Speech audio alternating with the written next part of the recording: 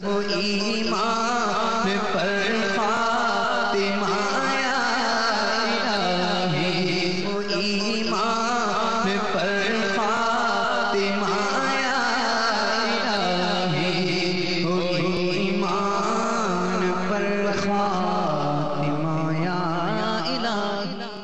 الحمدللہ رب العالمین، والصلاة والسلام علی سید المرسلین، اما بعد فاعوذ باللہ من الشیطان الرجیم، بسم اللہ الرحمن الرحیم، الصلاة والسلام علیک یا رسول اللہ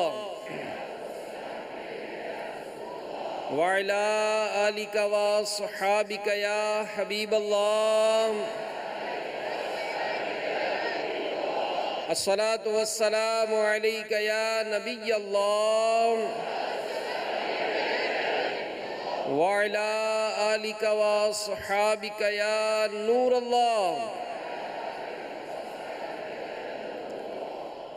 ہمارے پیارے نبی مکی مدنی صلی اللہ تعالیٰ علیہ وآلہ وسلم کا فرمان تقرب نشان ہے، بروز قیامت لوگوں میں میرے قریب تر وہ ہوگا جس نے دنیا میں مجھ پر زیادہ درود پاک پڑھے ہوں گے۔ یہ حدیث ہم نے سنی درود پاک کی فضیلت کی۔ اب اس حوالے سے بڑی پیاری بات توجہ سے سماعت فرمائیں کہ حضرت سیدنا علامہ عبدالرؤوف مناوی رحمۃ اللہ تعالی علیہ فرماتے ہیں کہ شفاعت اور مختلف بھلائیوں کا زیادہ حقدار وہ ہوگا جو دنیا میں درود کی کثرت کرے گا، کیونکہ درود کی کثرت، درود شریف کی کثرت کرنا، اس سے معلوم ہوتا ہے کہ انسان کے عقیدے میں پختگی، نیت اچھی اور محبت سچی ہے، اور جس میں یہ ساری خصلتیں ہوں تو وہی قرب کا زیادہ حقدار ہے۔ جبکہ مفسر شہیر حکیم الامت مفتی احمد یار خان رحمۃ اللہ تعالیٰ علیہ اس حدیث پاک کے تحت فرماتے ہیں کہ قیامت میں سب سے زیادہ آرام میں وہ ہوگا جو حضور علیہ السلام کے ساتھ رہے، اور حضور علیہ السلام کی ہمراہی یعنی ساتھ ہونے کا جو ذریعہ ہے وہ درود شریف کی کثرت ہے۔ اس سے معلوم ہوا کہ درود شریف بہترین نیکی ہے کہ تمام نیکیوں سے جنت ملتی ہے، اور اس یعنی درود پاک کی کثرت کرنے سے بزم جنت کے دولہا نصیب ہوتے ہیں۔ اللہ کی رحمت سے تو جنت ہی ملے گی،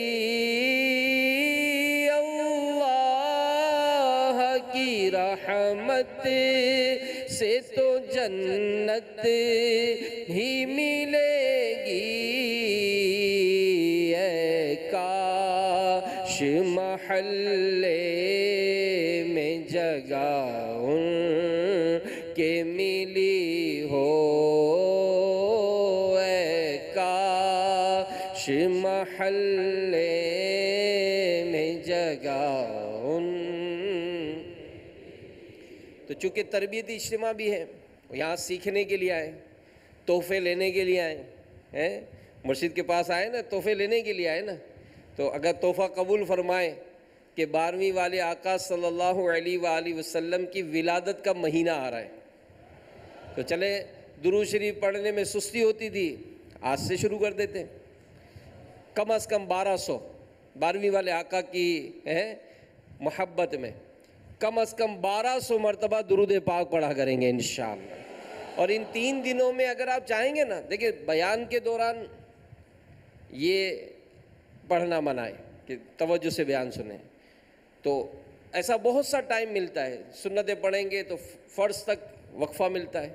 صلی اللہ علی محمد یہ درود پاک ہے، اور اس درود پاک کی فضیلت بیان کی جاتی ہے کہ جو اس طرح درود پڑھتا ہے اس پر رحمت کے 70 دروازے کھول دیے جاتے ہیں۔ صلی اللہ علیہ وسلم، یہ بھی درود شریف ہے۔ الصلاۃ والسلام علیک یا رسول اللہ، یہ بھی درود شریف ہے۔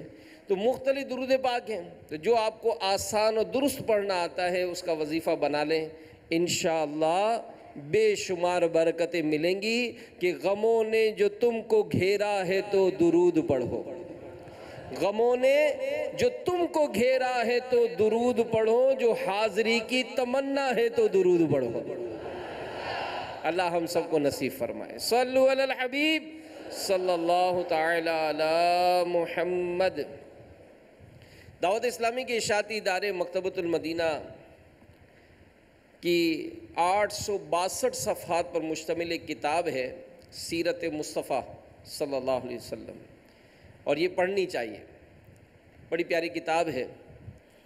اس کتاب میں 12ویں والے آقا مکی مدنی مصطفیٰ صلی اللہ علیہ وآلہ وسلم کے حسین بچپن، با حیا جوانی، آپ کی ہجرت، آپ کے غزوات، آپ کے معجزات اور بہت کچھ ہے۔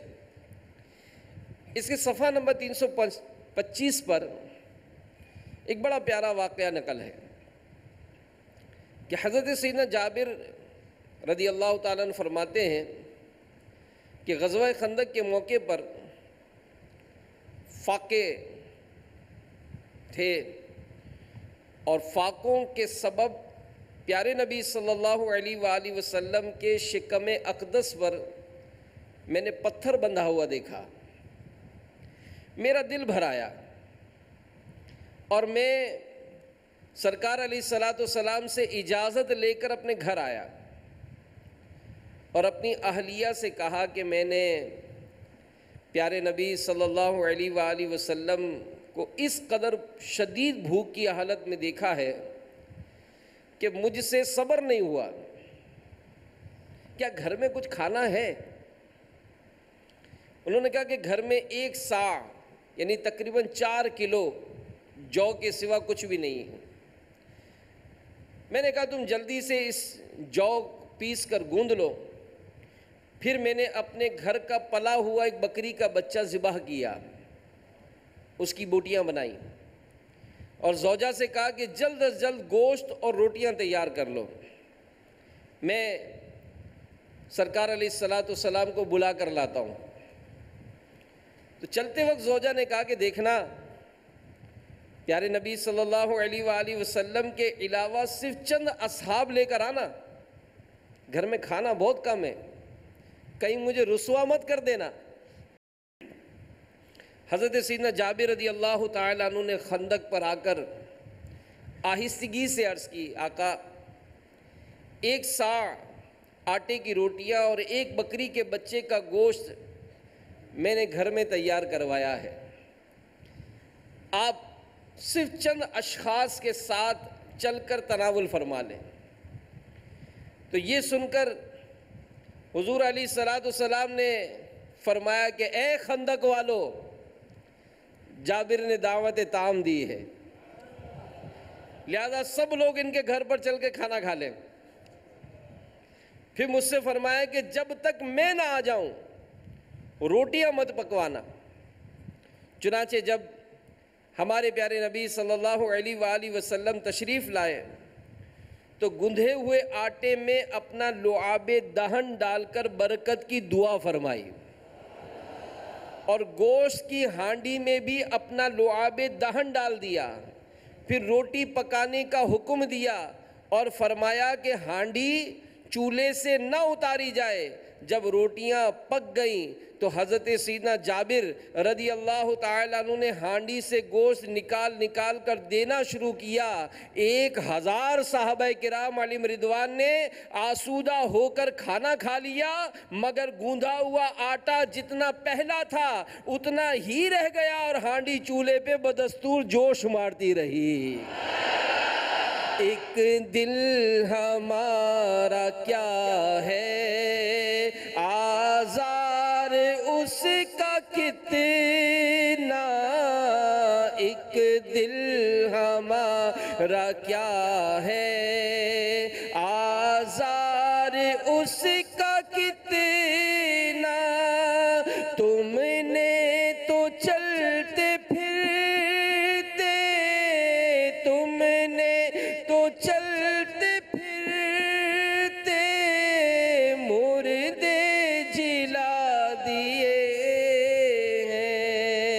صلو علی الحبیب صلی اللہ تعالی علی محمد. اب یہ شعر اعلیٰ حضرت کا ہے. سبحان اللہ. اعلیٰ حضرت کیا فرماتے ہیں کہ یا رسول اللہ صلی اللہ علیہ وآلہ وسلم، ہمارے دل اور اس کے دکھ درد کا علاج آپ کے لیے کوئی بڑا کام نہیں ہے. آپ نے چلتے پھرتے مردے یعنی کفر و شرک کے باعث مردوں سے بھی بدتر تھے، انہیں بھی ایمان کی روح عطا فرما کر زندہ فرما دیا ہے. سرکار کی آمد، آقا کی آمد، مختار کی آمد، سردار کی آمد، سالار کی آمد، آقا عطار کی آمد. ہمارے پیارے نبی صلی اللہ علیہ وآلہ وسلم، سبحان اللہ، ان کے لعاب مبارک، تھوک مبارک میں اللہ تعالیٰ نے کیسی برکت رکھی ہے کہ آٹا جو چند آدمیوں کے لیے بمشکل کافی ہوتا، اور وہ سالن جو اتنے آدمیوں کو بھی بمشکل کفایت کرتا، اللہ کے پیارے نبی صلی اللہ علیہ وآلہ وسلم کے لعاب اقدس ڈالنے کی برکت سے 1000 آدمیوں کو ایسا کافی ہوا کہ سب کے سب سیر ہو کر آپ نے تناول فرمایا. تو معجزے کی تعریف، یہ معجزہ جو ہم سنتے ہیں، اس کی تعریف علامہ امام جلال الدین سیوطی شافعی رحمۃ اللہ تعالی علیہ فرماتے ہیں کہ ہمارے نزدیک معجزے سے مراد ہر وہ خارق عادت امر یعنی خلاف عادت کام جو نبوت کے دعوے دار کی سچائی پر دلالت کرنے والا ہو. اور عبد المصطفیٰ آدمی رحمۃ اللہ تعالی علیہ ارشاد فرماتے ہیں کہ معجزہ چونکہ نبی کی صداقت ظاہر کرنے کے لیے ایک خداوندی نشان ہوا کرتا ہے، اس لیے معجزے کے لیے ضروری ہے کہ وہ خلاف عادت ہو اور نظر آنے والی علتوں اور اسباب اور عادات جاریہ کے بالکل ہی خلاف ہو. ورنہ کفار اس کو دیکھ کر کہہ سکتے ہیں یہ تو فلاں سبب سے ہوا اور ایسا تو ہمیشہ عادتاً ہوا کرتا ہے. تو اس بنا پر معجزے کے لیے لازمی شرط ہے، بلکہ معجزہ کے مفہوم میں یہ داخل ہے کہ وہ کسی نہ کسی اعتبار سے اسباب عادیہ اور عادات جاریہ کے خلاف ہو.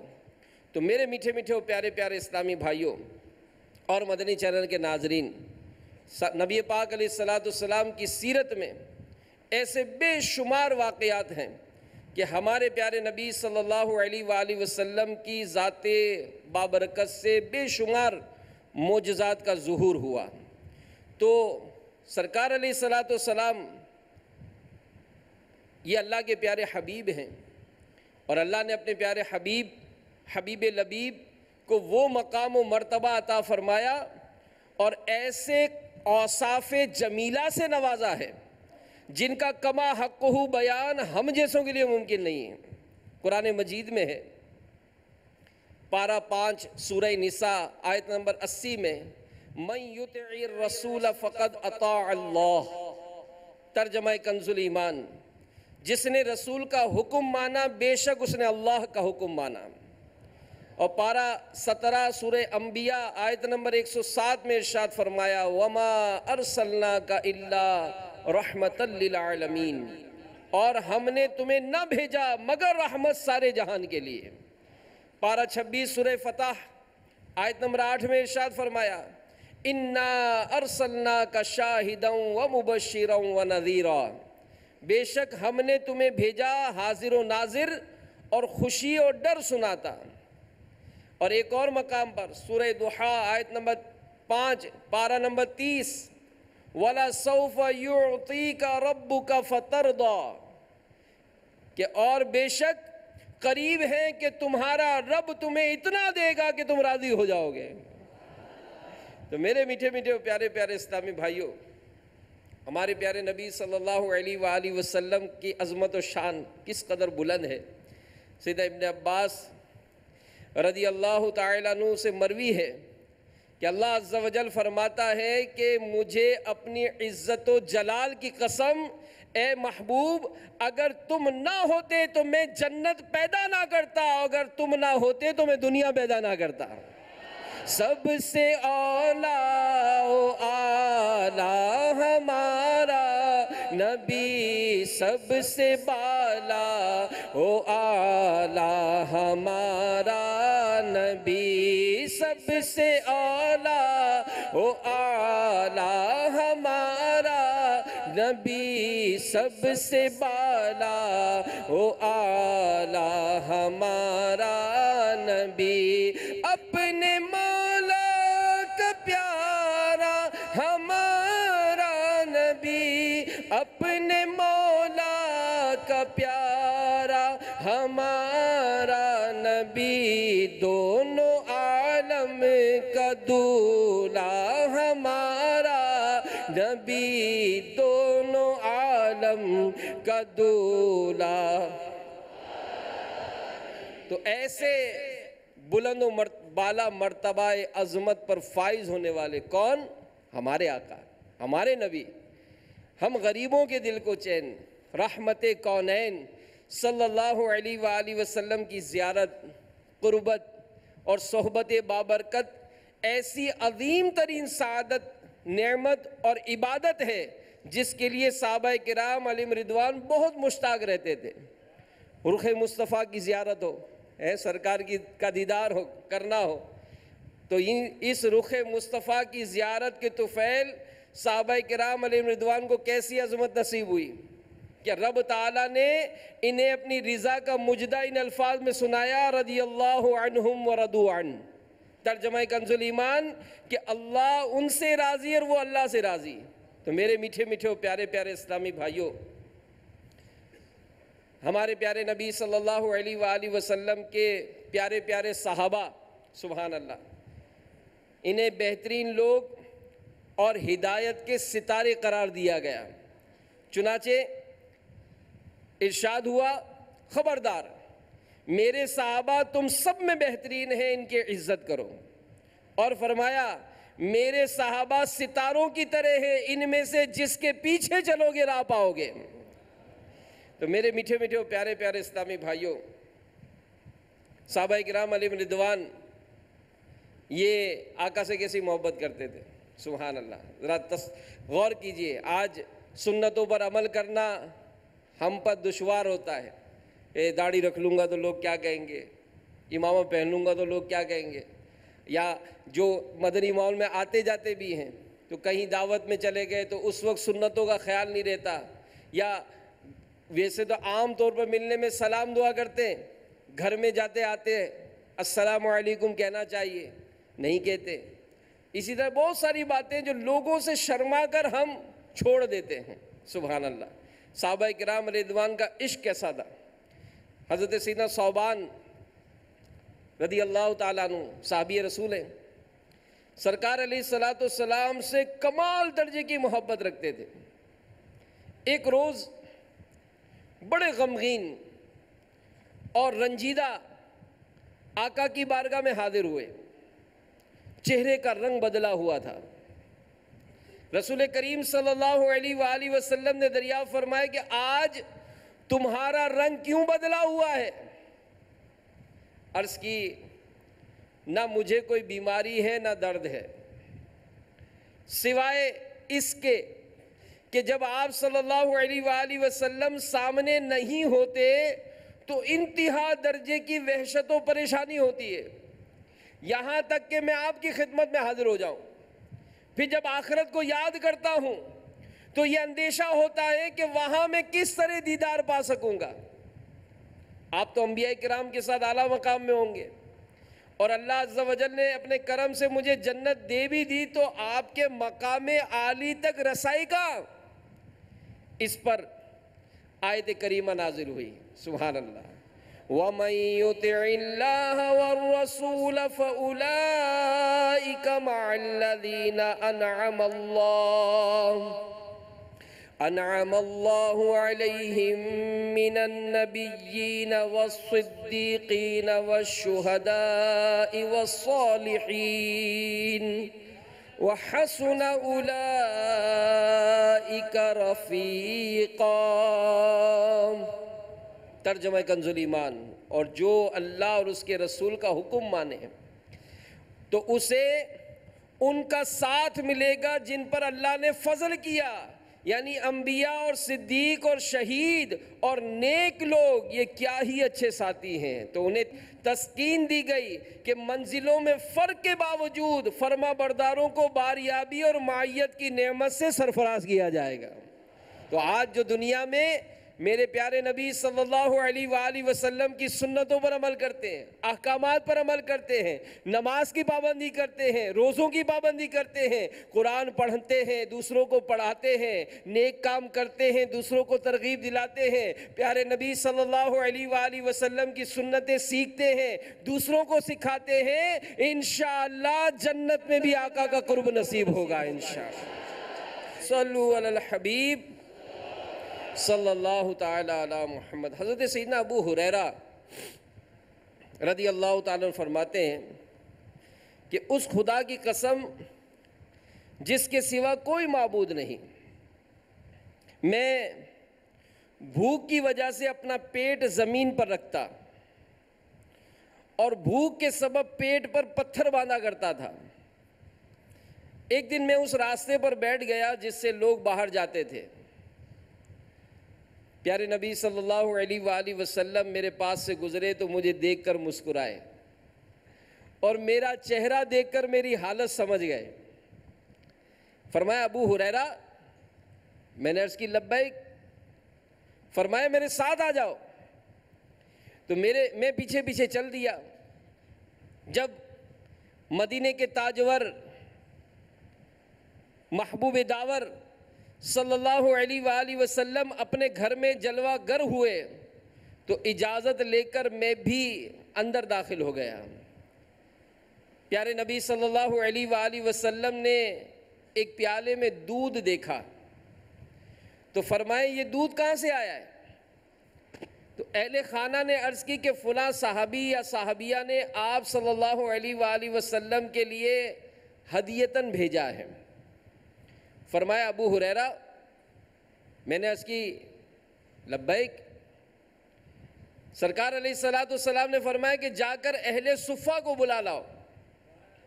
حضرت سیدنا ابو ہریرہ رضی اللہ تعالیٰ عنہ فرماتے ہیں کہ اہل صفہ اسلام کے مہمان ہیں، نہ ان کو گھر بار سے رغبت، نہ مال و دولت سے، نہ وہ کسی شخص سے سہارا لیتے۔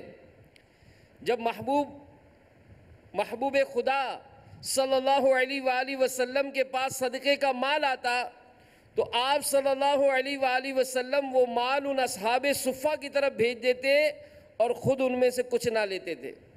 جب آپ صلی اللہ علیہ وآلہ وسلم کے پاس کوئی ہدیہ آتا تو سرکار علیہ السلام ان کے پاس بھیجتے، اس میں سے خود بھی استعمال فرماتے اور ان کو بھی شریک فرماتے۔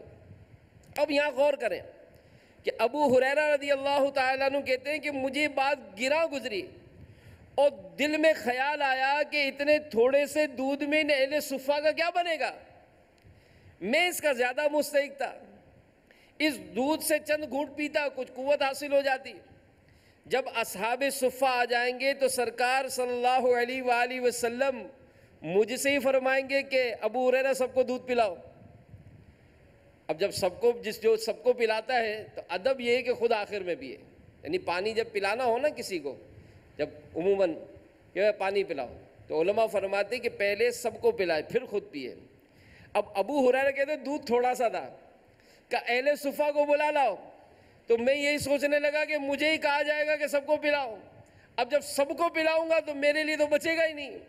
تو اس صورت میں بہت مشکل ہے کہ دودھ کے چند گھونٹ مجھے میسر ہوں، لیکن اللہ عز و جل اور اس کے رسول صلی اللہ علیہ وآلہ وسلم کی اطاعت کے بغیر چارہ نہ تھا۔ میں اصحاب صفہ کے پاس گیا، ان کو بلا لایا، وہ آئے، نبی رحمت صلی اللہ علیہ وآلہ وسلم کی اجازت طلب کی، سرکار علیہ السلام نے اجازت عطا فرمائی، وہ گھر میں حاضر ہو کر بیٹھ گئے۔ میٹھے میٹھے مصطفیٰ صلی اللہ علیہ وآلہ وسلم نے فرمایا ابو ہریرہ، میں نے عرض کی لبیک۔ فرمایا پیالہ پکڑو، ان کو دودھ پلاؤ۔ سیدنا ابو ہریرہ رضی اللہ تعالیٰ فرماتے میں نے پیالہ پکڑا، میں وہ پیالہ ایک شخص کو دیتا، وہ سیر ہو کر دودھ پیتا، پھر پیالہ مجھے لوٹا دیتا، حتیٰ کہ پلاتا پلاتا سرکار علیہ السلام تک پہنچا. تمام لوگ سیر ہو چکے. پیارے نبی صلی اللہ علیہ وآلہ وسلم نے پیالہ لے کر اپنے دست اقدس پر رکھا, میری طرف دیکھ کر مسکرائے. فرمایا ابو ہریرہ. میں نے عرض کی لبیک. فرمایا اب میں اور تم باقی رہ گئے. عرض کی آقا آپ نے سچ فرمایا.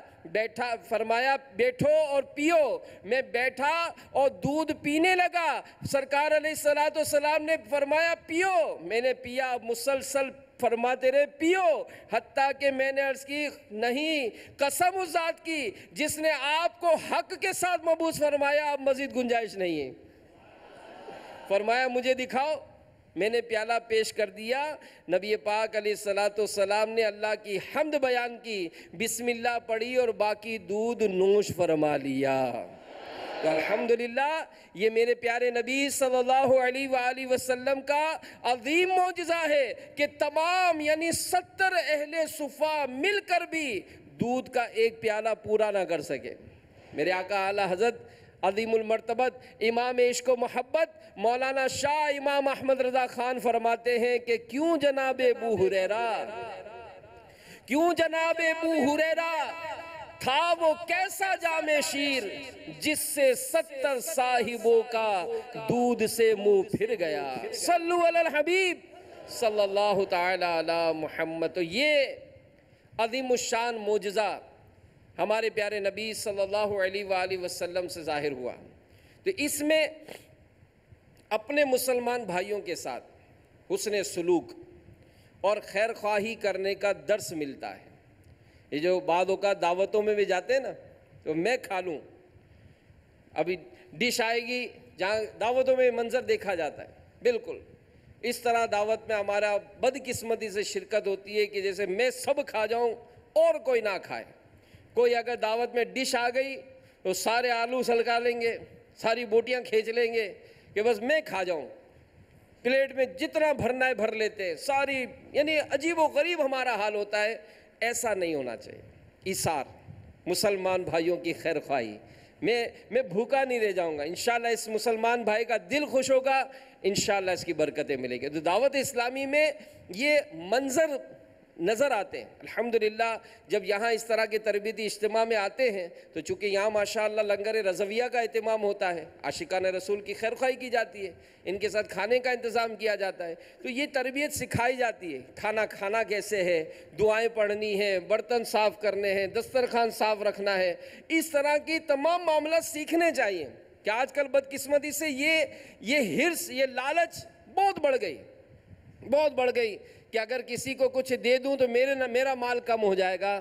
ایسا نہیں ہے. مسلمانوں کے ساتھ حسن سلوک کرنا چاہیے. اور اسی کے ساتھ ایک اور بات وہ یہ کہ جو چیز مل بیٹھ کر کھائی جائے, یہ بڑی اہم بات ہے جو بدقسمتی سے گھروں میں اس کا منظر اب کب نظر آتا ہے کہ جو چیز مل بیٹھ کر کھائی جائے اس میں برکت ہو جاتی ہے. نیز اس میں دوسروں کی دل جوئی کا سامان بھی ہے, اور یہ بھی ہمارے پیارے نبی صلی اللہ علیہ وآلہ وسلم کی مبارک سنت ہے. مگر افسوس ہمارے گھروں میں محض سستی کے سبب ایک ساتھ بیٹھ کر کھانے کی ترکیب نہیں کرتے. حالانکہ مل بیٹھ کر کھانا کھانے سے نہ صرف ایک دوسرے میں باہمی محبت اور انسیت میں اضافہ ہوتا ہے, بلکہ اس طریقے سے کھانا کھانے میں برکت ہو جاتی ہے. یہ بہت اہم بات ہے. اور برکت کیوں نہ ہو کہ یہ عظیم نسخہ ہمارے پیارے نبی صلی اللہ علیہ وآلہ وسلم نے عطا فرمایا. چنانچہ مروی ہے ایک صحابی رضی اللہ تعالی عنہ نے عرض کی, یا رسول اللہ صلی اللہ علیہ وآلہ وسلم ہم کھاتے ہیں لیکن سیر نہیں ہوتے. فرمایا اکٹھے ہو کر کھاتے ہو یا الگ الگ؟ عرض کی الگ الگ. فرمایا جمع ہو کر کھاؤ, اللہ عز و جل کا نام لو, تمہارے لیے اسی میں برکت رکھی گئی ہے. تو اے دعوت اسلامی کے اس تربیتی اجتماع میں شامل اسلام بھائیوں, اگر ہم چاہتے ہیں برکت, اور ظاہر ہے برکت چاہیے, تو گھر میں بھی جہاں ممکن ہو مل کر کھائیں. اور ذہن نصیب جس طرح آج تربیتی اجتماع میں سکھایا جائے گا کہ جناب دعا پڑھنی ہے, یا واجدو کی صدائیں بلند کرنی ہے، ذکر و اذکار بھی کرتے رہنا ہے، کھانا کھانے کے بعد کی دعا بھی پڑھنی ہے، تو انشاءاللہ اس طرح کا ایک اگر مدنی ماحول گھر میں بنائیں گے تو اس کی برکتیں ملیں گی۔ بلکہ ایک اسلام بھائی نے ایک بڑی پیاری بات فرمائی کہ گھر درس یہ بھی دینے کا امیر اہل سنت کی طرف سے مدنی پھول ہے کہ گھر میں درس دیا جائے۔ تو کہتے ہیں کہ جب ہم گھر میں جمع ہوتے ہیں کھانا کھانے کے وقت، تو کھانا کھانے پر دسترخوان پر ہی پہلے ہمارا درس ہوتا ہے، پھر ہم کھانا کھاتے ہیں۔ اچھی بات ہے، اس طرح سے ایک نیکی کی دعوت کا سلسلہ بھی ہو جائے گا اور انشاءاللہ ہمارے گھر میں برکت نصیب ہوگی۔ ایک حدیث پاک میں ہے، ہمارے پیارے آقا صلی اللہ علیہ وآلہ وسلم نے ارشاد فرمایا، ایک ساتھ کھانا کھانے کی برکت سے ایک آدمی کی خوراک 2 کو کفایت کرتی ہے اور 2 کی خوراک 4 کو، اور اللہ عز و جل کا ہاتھ جماعت پر ہے، مل کر کھانا ہے، مل کر کھائیں گے تو اس کی برکتیں نصیب ہوں گی۔ تو تمام اس میں نیت کر لیں کہ انشاءاللہ گھر میں بھی سنت عام کریں گے، انشاءاللہ خوب سنت عام کریں گے، دین کا کام کریں گے۔ اے کاش کہ ہم سب نیک ہو جائیں، سنتیں عام کریں، دین کا ہم کام کریں، نیک ہو جائیں مسلمان مدینے والے۔ صلو علی الحبیب صلی اللہ تعالی علی محمد۔ تو ہمارے پیارے نبی صلی اللہ علیہ وآلہ وسلم کی شان رفیعہ یعنی بلند و بالا شان یہ ایسی ہے کہ جاندار تو جاندار بے جان چیزیں بھی ہمارے پیارے نبی صلی اللہ علیہ وآلہ وسلم کی تابع فرمان ہیں۔ کیسے؟ عبداللہ بن عمر رضی اللہ تعالیٰ عنہ فرماتے ہیں کہ ہم لوگ رسول اللہ صلی اللہ علیہ وآلہ وسلم کے ساتھ ایک سفر میں تھے۔ ایک اعرابی سرکار علیہ السلام کے پاس آیا، پیارے آقا صلی اللہ علیہ وآلہ وسلم نے اس کو اسلام کی دعوت دی۔ اس اعرابی نے پوچھا کہ کیا آپ صلی اللہ علیہ وآلہ وسلم کی نبوت پر کوئی گواہ بھی ہے؟ سرکار علیہ السلام نے ارشاد فرمایا کہ ہاں، یہ درخت جو میدان کے کنارے پر ہے میری نبوت کی گواہی دے گا۔ چنانچہ ہمارے پیارے آقا صلی اللہ علیہ وآلہ وسلم نے اس درخت کو بلایا، حیرت انگیز طور پر وہ درخت فوراً زمین چیرتا ہوا اپنی جگہ سے چل کر ہمارے پیارے نبی کی بارگاہ میں حاضر ہو گیا، اور اس نے بآواز بلند 3 مرتبہ پیارے آقا صلی اللہ علیہ وآلہ وسلم کی نبوت کی گواہی دی۔ پھر آپ صلی اللہ علیہ وآلہ وسلم نے اس کو اشارہ فرمایا تو وہ درخت واپس اپنی جگہ پر چلا گیا۔ اور بعض روایتوں میں یہ بھی ہے کہ اس درخت نے پیارے آقا صلی اللہ علیہ وآلہ وسلم کی بارگاہ اقدس میں حاضر ہو کر السلام علیکہ یا رسول اللہ کہا، اور اعرابی یعنی دیہاتی یہ معجزہ دیکھتے ہی مسلمان ہو گیا اور جوش عقیدت میں عرض کی، یا رسول اللہ صلی اللہ علیہ وآلہ وسلم مجھے اجازت دیجئے کہ میں آپ صلی اللہ علیہ وآلہ وسلم کو سجدہ کروں۔ تو پیارے آقا صلی اللہ علیہ وآلہ وسلم نے ارشاد فرمایا، اگر میں خدا کے سوا کسی دوسرے کو سجدہ کرنے کا حکم دیتا تو عورتوں کو حکم دیتا کہ وہ اپنے شوہروں کو سجدہ کیا کریں۔ یہ فرما کر سرکار علیہ السلام نے اعرابی کو سجدہ کرنے سے روک دیا۔ اس نے عرض کی، یا رسول اللہ صلی اللہ علیہ وآلہ وسلم اگر آپ اجازت دیں تو آپ کے دست مبارک و مقدس پاؤں کو بوسہ دوں؟ تو سرکار علیہ السلام نے اس کو اجازت دی، چنانچہ اس نے آپ صلی اللہ علیہ وآلہ وسلم کے مقدس ہاتھ اور مبارک پاؤں کو والہانہ عقیدت سے چوم لیا۔ تو میرے پیارے پیارے اسلامی بھائیوں، مدنی چینل کے ناظرین، اس سے معلوم ہوا کہ درخت بھی ہمارے پیارے نبی کے تابع فرمان تھے، اور وہ بھی آپ صلی اللہ علیہ وآلہ وسلم کے حکم کی تعمیل کرتے تھے، اور نہ صرف یہ کہ آپ کے فرما بردار تھے بلکہ آپ کو جانتے بھی تھے۔ جبھی تو اس درخت نے آپ کی نبوت کی گواہی دی۔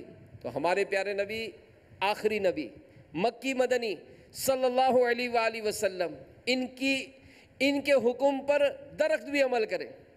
تو اے عاشقان رسول، ہم بھی تو ان کے امتی ہیں ہم بھی تو ان کی امتی ہیں.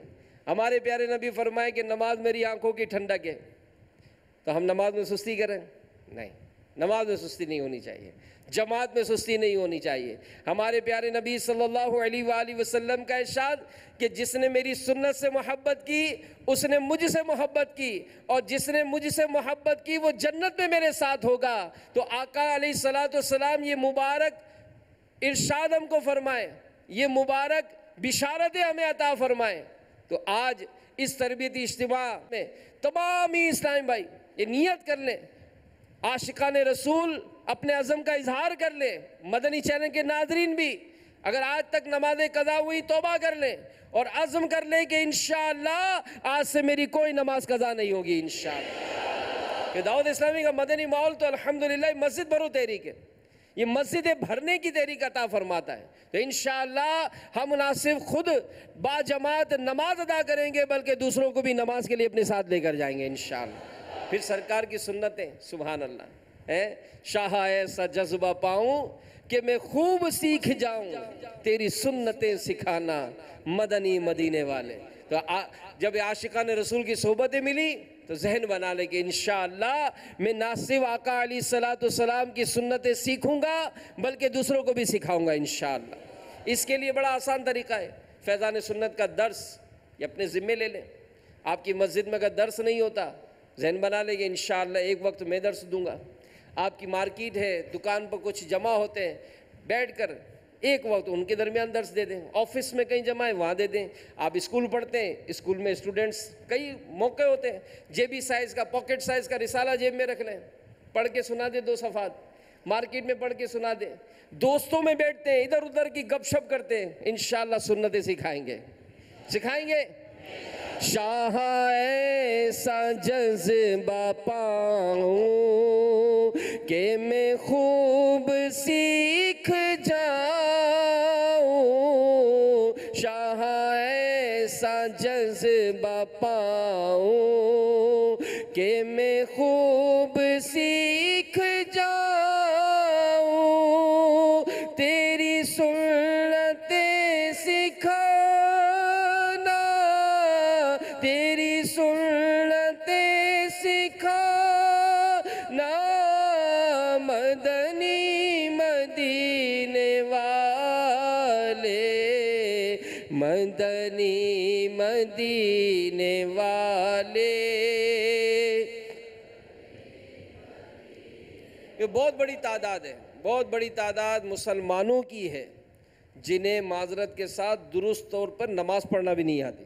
جی ہاں، آپ کہیں گے میں 25 سال سے نماز پڑھ رہا ہوں، 40 سال سے نماز پڑھ رہا ہوں، تو کبھی کسی کو اپنی نماز سنا دیں. آپ کو پریکٹیکل جب سکھاتے ہیں تو احساس ہوتا ہے یار اتنے سال سے میں نماز پڑھ رہا تھا، میرا تو سجدہ ہی درست نہیں تھا. تو سیکھنا پڑے گا. اس کے لیے ماشاءاللہ فیضان مدینہ میں مختلف مقامات پر فیضان نماز کورس ہوتے ہیں، صرف 7 دن کا. اب جہاں یہاں آ گئے ہمت کر جائیں یہیں رک جائیں. جی ہاں، ایسے کئی اسلامی بھائی آتے ہیں یہاں فیضان مدینہ میں جو آتے بظاہر 1 دن کے لیے 3 دن کے لیے، لیکن عاشقان رسول کی صحبت، پھر امیر اہل سنت کی پیاری پیاری زیارت، ان کی صحبت، تو یہ الحمدللہ یوں سمجھ لیں کہ مبلغ بن کر واپس جاتے ہیں. تو یہ عالمی مدنی مرکز فیضان مدینہ میں دوران تربیت نمازوں کا پریکٹیکل، پھر فرض علوم سکھائے جاتے ہیں، دعائیں یاد کرائی جاتی ہیں، زندگی گزارنے کا ڈھنگ سکھایا جاتا ہے. اور علم سبحان اللہ یہ کتنی عظمت و فضیلت ہے اس کی کہ ہمارے پیارے آقا صلی اللہ علیہ وآلہ وسلم فرماتے ہیں کہ ہم سے نہیں مگر عالم اور طالب علم دین. تو علم دین سیکھنے والے جو عاشقان رسول ہیں انہیں مبارک کہ تم سے سرکار بڑا پیار کیا کرتے ہیں. کہ ہمارے پیارے آقا صلی اللہ علیہ وآلہ وسلم کا فرمان عظمت نشان ہے، عالم بن یا متعلم یا علمی گفتگو سننے والا یا علم سے محبت کرنے والا بن، اور 5واں یعنی علم اور عالم سے بغض رکھنے والا نہ بن کہ ہلاک ہو جائے گا. تو بعض اوقات جو دینی ماحول کے قریب آتے ہیں تو لوگ ان کا مذاق اڑاتے ہیں، ایسا نہیں کرنا چاہیے. جو پیارے آقا صلی اللہ علیہ وآلہ وسلم کی سنتوں پر عمل کرے اس کی حوصلہ افزائی کریں. تو کئی ایسے ہوں گے جو آج آئے تو ننگے سر ہیں، مگر ہو سکتا ہے جب جائیں تو سر پر سب امامہ شریف ہو سکتا ہے. کئی ایسے ہوں گے جو بظاہر اپنے چہرے پر داڑھی نہیں سجاتے، لیکن جب مرشد کی بارگاہ میں حاضری ہوگی تو انشاءاللہ یہ بھی نیت کریں گے، اور اس طرح سنتیں سیکھنے کے لیے، سکھانے کے لیے اپنے آپ کو راضی کریں. بعض اوقات ہوتے ہیں دنیا کا علوم فنون سیکھتے ہیں، نہیں سیکھا تو دین نہیں سیکھا، نہیں سیکھا تو سنتیں نہیں سیکھیں. تو دعوت اسلامی کے مدنی ماحول سے وابستہ ہو گئے، اس مدنی ماحول میں آ گئے، انشاءاللہ اس کی برکتیں ملیں گی. اللہ تعالی ہم سب کو اس پر عمل کرنے کی توفیق عطا فرمائے، کیونکہ یہ علم دین دنیا میں عزت، آخرت میں عظمت اور قبر میں راحت کا سبب ہے. حضرت علامہ جلال الدین سیوطی شافعی شرح الصدور میں نقل کرتے ہیں، حضرت سیدنا عبداللہ بن عباس رضی اللہ تعالیٰ عنہما فرماتے ہیں، سرکار علیہ السلام کا فرمان عافیت نشان ہے. جب کسی عالم کا انتقال ہوتا ہے، اللہ تعالیٰ اس کے علم کو اس کی قبر میں متشکل یعنی کوئی شکل عطا فرما دیتا ہے جو قیامت تک اسے سکون پہنچاتا ہے. تو یہ علم دین حاصل کرنا انشاءاللہ قبر اور آخرت میں بھی سرخروئی کا سبب بنے گا. اور بعض اوقات ہوتا ہے کہ ہم بہت ساری باتیں جاننا چاہتے ہیں، نہیں جانتے، لیکن جیسے ہی وہ بات جانتے ہیں دل میں ایک بڑا سرور نصیب ہوتا ہے. میں نے ایک جگہ پڑھا کہ ایک شخص کی موٹر سائیکل یہ 1 لیٹر میں 65 سے 70 کلومیٹر چلتی تھی. اچانک اس کی موٹر سائیکل کی ایوریج خراب ہو گئی اور وہ 40-45 پر آ گئی. 2-3 میکینک کو بھی اس نے دکھایا، لیکن معاملہ قابو میں نہ آیا. پھر ایک میکینک نے بے بسی کا اظہار کیا اور کہا کہ یہ جو فلاں مارکیٹ میں جو ہے نا وہ ہمارا استاد ہے، تم جاؤ اور اپنی موٹر سائیکل اس کو دکھاؤ. چنانچہ وہ وہاں لے کر گیا. اس نے جب ساری بات سنی تو اپنے چھوٹے کو آواز دی، بھائی لاؤ پیچکس لاؤ. اب اس نے پیچکس سے کاربوریٹر کھولا اور چھوٹے سے کہا کہ ذرا اس کو بف لگا کے لاؤ. وہ بف لگا کر لایا، پھر لگا دیا، کہا کہ جا کر دیکھو تمہاری موٹر سائیکل صحیح ہو جائے گی. اس نے کہا کچھ پیسے دینے چاہے تو کہا نہیں، چھوٹا سا کام ہے، اس کی تو کیا قیمت لینی، جاؤ. تو کہا کہ چند دنوں بعد میں نے نوٹ کیا تو میری موٹر سائیکل کا ایوریج صحیح ہو گیا. تو میں نے شکریہ ادا کرنے کے لیے اس کے پاس گیا اور کہا کہ فالٹ کیا تھا؟ تو اس نے کہا تھا کہ کاربن آ گیا تھا. تو کہا کہ صرف کاربن آ جانے سے اتنا اثر پڑا؟ تو پھر سمجھانے والے نے کہا کہ جب کاربن آتا ہے تو ہماری موٹر سائیکل کا ایوریج خراب ہو جاتا ہے. تو اگر برے دوستوں کے ساتھ بیٹھ کر بری نظریں، برا بولنا، برا سننا، یہ نہ جانے ہمارے دل پر کتنے کاربن لگے ہوئے ہیں. تو اگر چند دن کے لیے فیضان مدینہ رک کر اس پہ بف لگائیں گے تو انشاءاللہ سب باتوں میں لذت نصیب ہو جائے گی انشاءاللہ.